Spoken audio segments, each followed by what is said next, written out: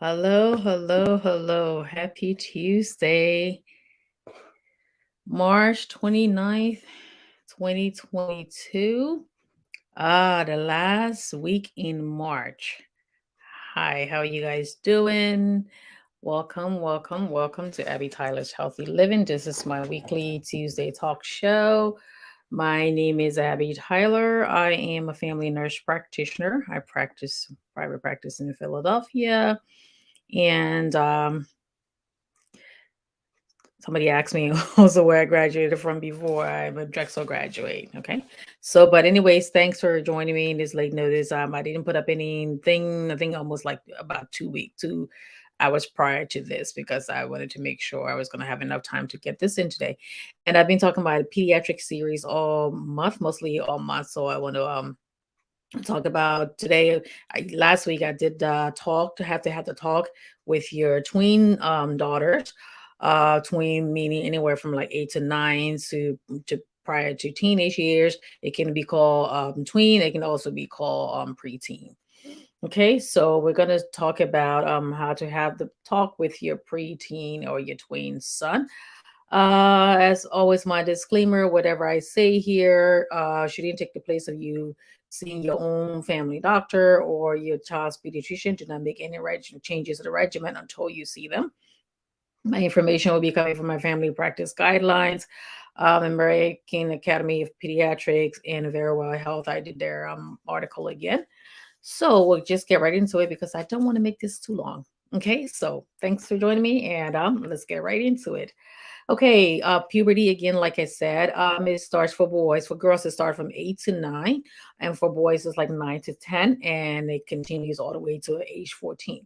Now, there are there varies. So some people, boys usually don't develop early, but some will develop a little later. But this average range, and if there's any issues going on, your pediatrician will be seeing that. So I'll first start off with as the clinical part, and then we get into how you can have to talk. Okay, alrighty. Like I said, puberty for boys start around age 9. When they come to they'll be coming to see the pediatrician, or if they're seeing a general practitioner and all that. If they come to see the pediatrician or a pediatric nurse practitioner or PA, every year you'll be checking when they get to about 8ish to 9. That's when usually when we'll start checking, we'll start looking for signs of puberty. For boys, you start looking for hair under the arms, or facial hair doesn't usually come, and chest hair doesn't come till later. Hair in the arms, and you start looking for different things. And also, when, like I said, when they come to the doctor's office, we may take a peek in the underwear. It's like real quick, and the mother's always there, or the guardian, whoever's there, or the nurse, if or medical assistant, depending on what kind of practice they have. Okay, so somebody will always be there, and we always ask permission first. What we're looking for is pubic hair, the pattern of pubic hair. That's why I call it Tanner stages. There are 5 stages to the Tanner stages. Like stage 1, you're still nothing, no signs of puberty. Stage 5, you're full grown male characteristics. So we're looking around that time to see what's going on and making sure everything is fine. And if nothing is happening, or that's when we start getting concerned, and we may have to do some blood work, and all. Also, you see the pediatric endocrinologist if there's any abnormalities. So we check for that, and then sometimes they get to this age, also they get a little nervous, and they're like, okay, their body's changing. They don't know what, they get a little like, okay, I don't want my body to change. But some of them also kind of like looking forward to kind of looking like a grown man. But it can also be a little nerve-wracking time for a young kid, because you're too busy doing your own thing, and next thing you know, this body is changing into something else. So you want to point out the good parts about it. You want to say, now you're getting older, you'll be having like more time to stay up at night. You'll be able to go to if you allow your child to go to different places on, not on assisted, but at least you don't have to be right over them all the time. So there's more freedom that comes with getting older. Of course, there'll be some restriction as well, but as you get older, there are other things that come along with it. So sometimes they'd be like, oh, okay, well, this must not be too bad. Okay, and people say, oh yeah, boys would be so happy to look like that. Not all boys. So, but you still want to be able to explain to them what is going on with their bodies. Okay, don't talk about the complications and all that. And because you start talking to them around 9 and 10, this is like an entry conversation, by the way. It's not a conversation where you just have and then that's it. Because chances are when they're 9 and 10, they're not 9ish, they're not really showing anything yet. So you don't want to just have that one conversation and just get done with it. Most schools will start doing it in about at age fourth grade or so. Most schools will do that. I don't know if the private schools do it, but I know public schools, most of public schools will start doing it around like 10, 9, 10. And so we should be like third, fourth grade. I know some schools that still separate the boys from the girls when they're having this conversation. So, and this can be uncomfortable. I understand that, but it's something you have to talk to your child about. Don't just leave it to the school. But you can also bring it up if they bring it up too. Okay, so excuse me. So I'd also talk about the physical changes, and we talk about the tanner stages and all that. So the changes that's going to be going on, the physical changes that will be going on in your child's life. We'll talk about body hair. All right, like I said, we'll be looking under the arm, looking, checking to see underwear area to make sure that that is the sign of puberty. That's adult, move into adult life. So we'll be checking that at some point. So you told him at some point your body is going to start growing hair, you start growing mustache or chest hair, depending on your genetics. Some people never grow chest hair. Body odor. Also, as the hormones increase and all that too, they will start developing body odor. Sometimes they don't realize it right away. Do not shame them. Also, when I go back to girls and all that too, do not shame them. Don't tell them, oh, you can smell yourself, you can do this, if anything. They don't know that. Okay, and sometimes they may know that, but they don't know how to care for themselves. Just remember, they're still growing. So you can tell them, okay, when you get to this age, your hormones and everything are going to be developing. You want to start using some deodorant. Start teaching them how to use deodorant. Don't shame them into it, and just tell them, you want to make sure you take your bath at least twice a day and put some lotion, whatever, but make sure you put in some deodorant on. Okay, you can teach them that. And if you, as a female, as a mother, or if you want to have this conversation with your child, your son, you can do that. Man, you can do that, or somebody who, authority figure in their life who you feel comfortable with, can have this conversation with them.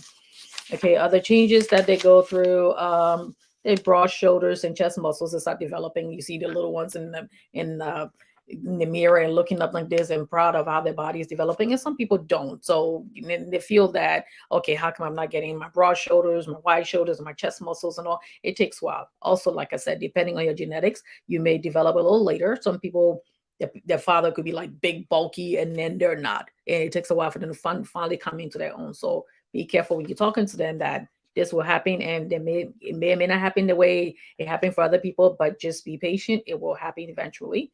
Okay, you want to make sure that they're still eating healthy and exercising. Alrighty, nocturnal emissions and wet dreams. Okay, it's perfectly normal for boys to go through this because of the hormones, involuntary erections, and all that too. That happens to them. So if they get scared, you say, okay, this is what's going on. I'm not thinking anything. The religious part, whatever it is you want to do, whatever your religious belief is, I'm not getting into that. I'm just talking about the physiological changes and physical changes that little boys go through to get to manhood. Okay, so talk to him about it. If he brings it up, talk to him about it. You can tell him ahead of time, this is going to be going on. This is just all part of your hormones, and this is nothing that you're doing wrong, and this is nothing to be scared about. This is nothing to be ashamed about. Okay, facial hair starts later on too. You start going up the upper lip and then the chin, and then eventually, then you may want to say, okay, do you want to shave it off? You want us to try getting a razor? These are the times where if they go different places to get their hair cut, you want to bring it up and say, okay, my son's getting his hair cut. Can you just kind of talk to him about how to shave and things like that?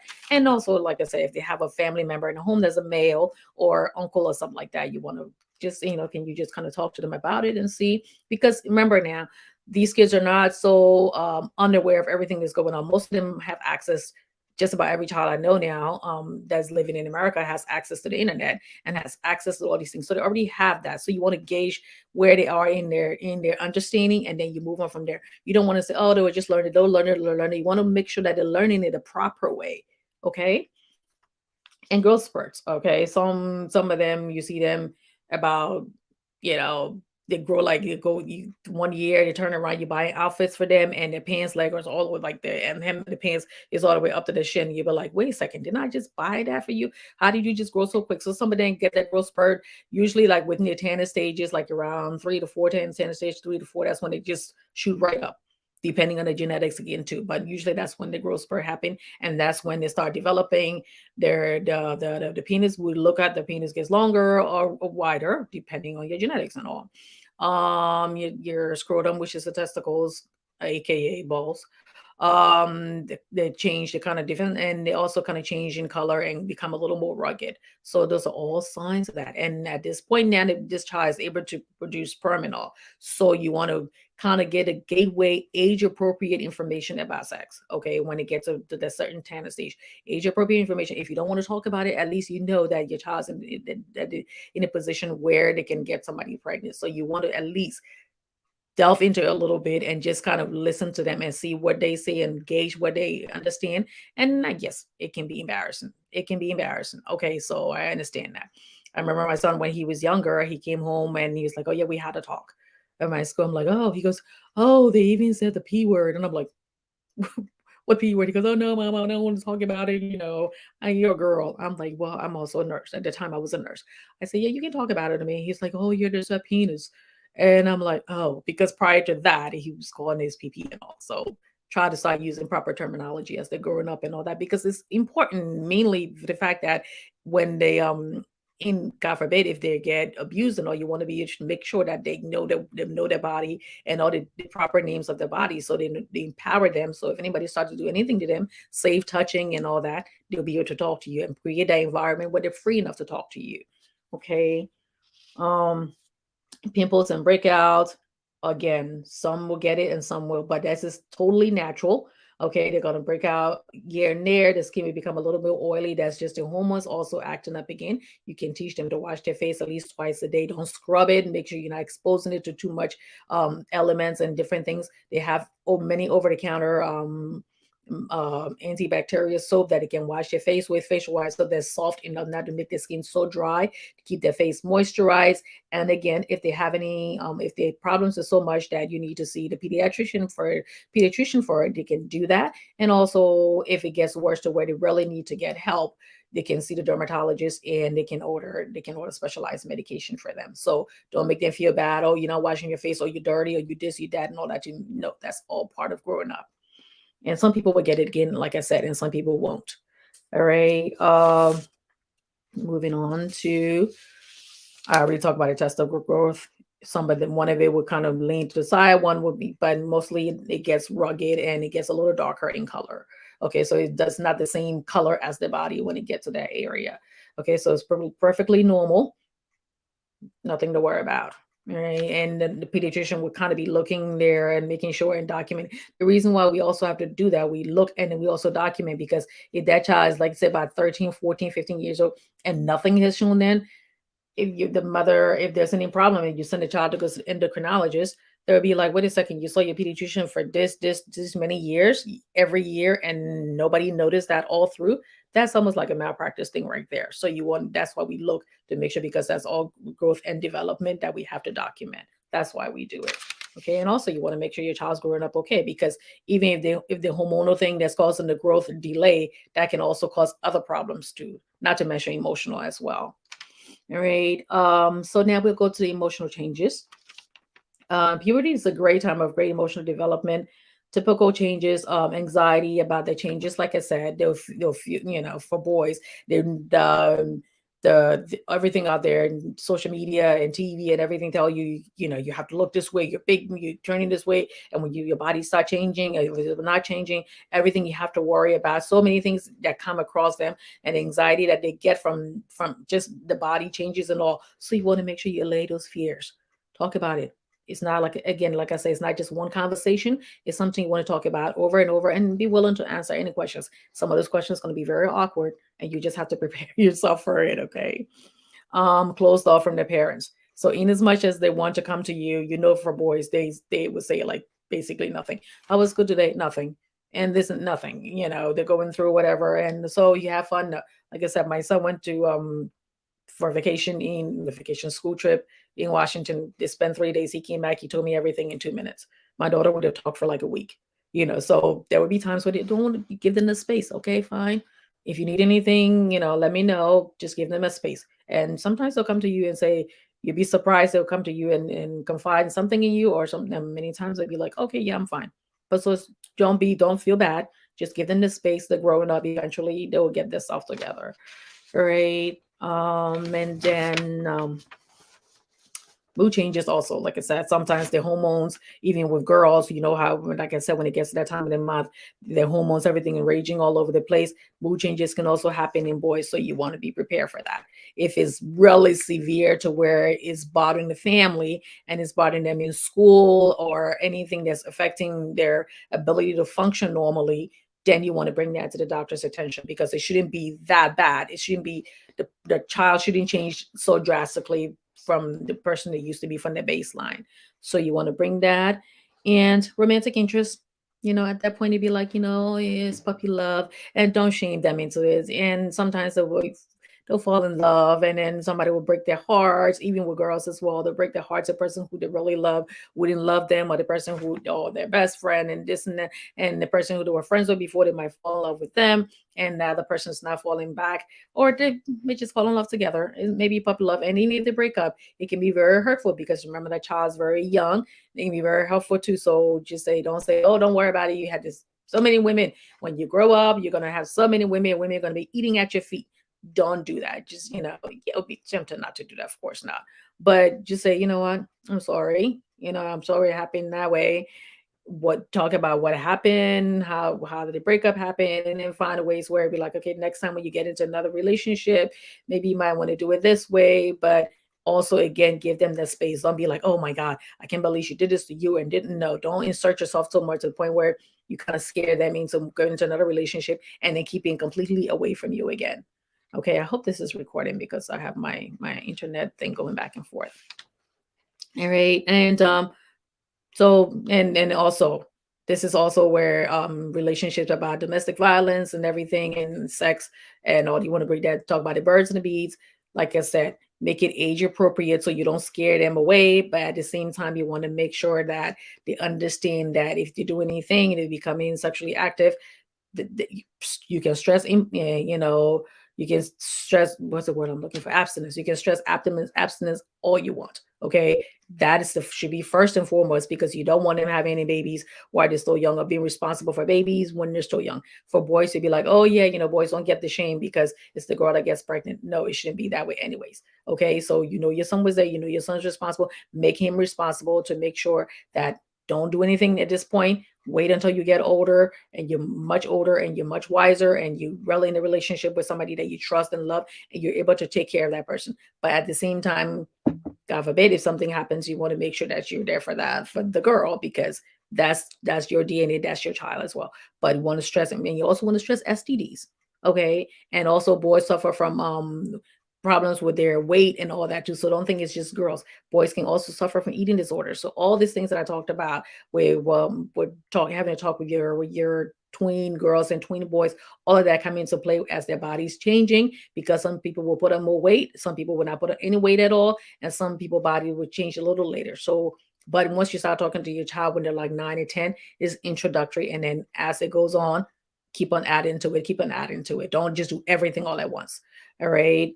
And parental role. So I'll go back to that. So be prepared for questions, okay? Your child will feel uncomfortable, but every once in a while, just get yourself ready, because, like I said, it may come out of nowhere and just ask you questions. You'd be like, "Whoa, okay, I wasn't expecting that," So make sure you're doing that. Expect the unexpected. If your child comes to you, it's important to talk to them and say if they're having problems. Excuse me. Make sure you talk to them and say, if you don't have the time, just say, I don't have the time right now, but can I have another time to talk to you about? But if you see them really concerned about something, don't say, oh, wait till you get off and go to work and all that. I understand that people have to go to work and they have to go to work on time. So tell them, okay, I understand that I'm really understand that you need to talk right now, but I'm on a time crunch and I need to go to work. As soon as I get home, or if you want me to call you, you can call me during the time when I'm at break. I'll call you and we can talk about it then. Okay. So don't make them feel like, okay, I'm not a priority because my mom's doing this and all these things going on in my body. I don't know what's going on. So nobody to talk to. Again, you want to make sure that they're talking to the right persons also. And just because they have something on social media doesn't mean they're getting the right information. Okay. And your pediatrician can also give you resources from the social workers and guidance counselors and all. So sit down and talk. But if you don't have the same thing with girls, like I said, if you want to have this conversation, you don't want to have it, looking right at the person. It may be embarrassing. You might want to go for a drive. Go full laundry doing, like I said, for girls. It's not something that just domesticated. Do something where or cleaning, fixing the car, or doing something. Find their favorite activities. Go for a drive. Most of the time, you're going for a drive. That's easy because you're not like right facing the person. And say that and tell them that you know what. Yes, I am a little uncomfortable too talking about this. So I'm going to try my best to give you the information. And again, first gauge where they are, and then you can go on from there. Try not to, like I said, don't put up the conversation any longer than absolutely necessary. Okay, get to it, get ahead of it. The school will talk to them about it. I'm not sure if private schools do it, but you also want to make sure that you supplement whatever the school you can tell them already, and then the school can continue with that because, like I said, most schools would probably do it in the fourth grade, so they'll be ready for that. So when if they come home and say, "Mom, Dad," or aunt, uncle, whoever it is that they're living with, this is what we talked about today. Don't like, oh, geez, no. Be like, oh, okay. So tell me what it is you talked about, and then go ahead. And if you're not, and if they say something, be like, oh, okay, we can add to that later, and then go arm yourself with enough information. All right, and then you can say, okay, yeah, like you have anything else you have? Did you understand everything they told you? Do you have any questions? If you have any questions, make sure I'm here for you and all that. And make sure, like you said, if you say that, be available because they could just ask you questions all over the blue and you'd be like, okay, so but let me see here. But bottom line though, it's important that you talk to your kids about, their changing bodies, not so for those who are aware now, I'm going to be talking about the birds and the bees. No, it's also, like I said, an introductory, age appropriate information if you have to talk about sex and all, because eventually when they go through puberty, they're able to reproduce. So you want to make sure that you have that conversation long before. You can stress abstinence, but at the same time, stress the fact that they have to use protection, and stress the fact that it won't hurt to wait until they're much older and much more responsible and can think clearly, and making sure that, because if you have a baby with somebody, that's lifetime for until that child is at least 19, 18, 19 years old, and still you want to have a healthy relationship with that person who you had a baby with. So it's important that you make sure that you wait until that time is right. But if that's the case, you want to make sure that you stress using protection oil, because remember, it's not just pregnancy; it's also you could get diseases that could never go away, HIV, herpes, and other diseases that may all cause problems longer in life. And also, you want to just so people can say, "Oh yeah, I can just get some antibiotics, get some medication. Antibiotics cannot cure." So you don't want them. And most of the people who are getting HIV/AIDS right now, the ones who are much younger. Okay, so and in heterosexual relationships too. So um I'm like 20, 20, so I don't want to make this longer.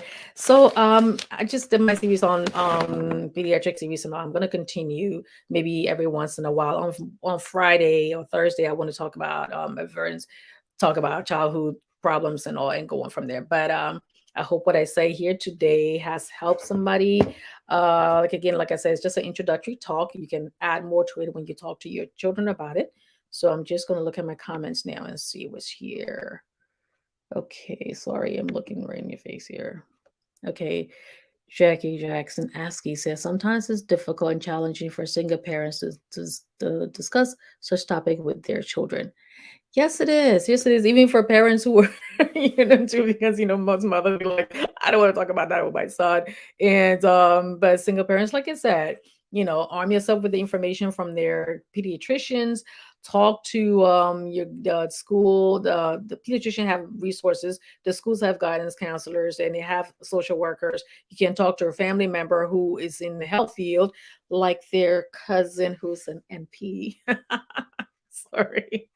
And other people, and going from there. And it's not like it's not difficult, but like I said, make it age appropriate so you don't feel like you have to give this long information and make it so scary, and your child sitting there going, oh, okay, this is awkward, when you're there and you're biting your nails and like, please don't let them ask me any more questions. Please don't let me ask you any more questions. But I understand, especially when the mother's talking to their sons or fathers talking to the daughters or stuff like that. That can be a little uncomfortable. But find like a trusted source. Okay, to find a trusted source, somebody that you really trust, is somebody and can say, okay, I'm trying to have this conversation. How can I get to it?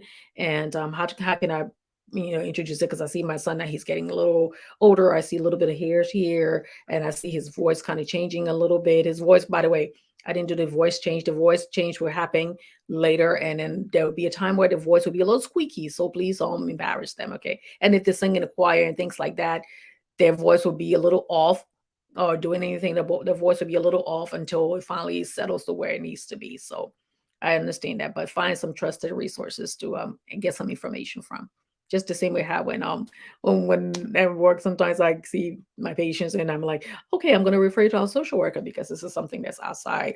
That's something else that their field is supposed to work on. So thanks for the question. And I'm going to look and see if there's anything else there. No, there are other comments. I know the last time I had it on my other page and I didn't see the other comments. So far I haven't seen anything yet. So I'm going to hide that and open this up. Okay, let's see. Okay, Jackie Jackson. I know for a fact, as a professional, it was somewhat challenging for me to discuss with my boys. God, I can imagine that. I mean, he was just discussing with my son when he came home and told me. I'm like, okay, alrighty. So I already had a conversation. Okay. And I know some parents can say, oh no, I want to opt out of the conversation. I want to have to talk with my own child before the school presents it and all. You can do that. You can say, I want my child to opt out, but the other children are going to talk about it to your child. So you want to make sure if that's what you plan on doing, you want to make sure that you do that in a timely fashion because the other kids will ask the questions. And again, like I said, these kids have access to everything on the internet, so they can just get that just like that. But at that young age, they're very impressionable, so you don't want them looking up something that's going to scare them completely or give them incomplete and false information, or mostly incomplete information. So let me see where Dennis Josh says, thanks, Abby. Thank you. And thanks again for your collaboration. So I think that's all the questions I see. That I don't see anything else. If anything else is coming from the other page, I don't see it. So I just want to say thank you all for riding along with me with all this pediatric stuff. I wanted to get it not out of the way, but I wanted to talk about it because it's very important that most of the time we talk about health thing and other information, we don't always talk about health pediatrics, and that's very important. So what Jackie say, what has helped me was speaking with the pediatrician before schedule appointments. Yes.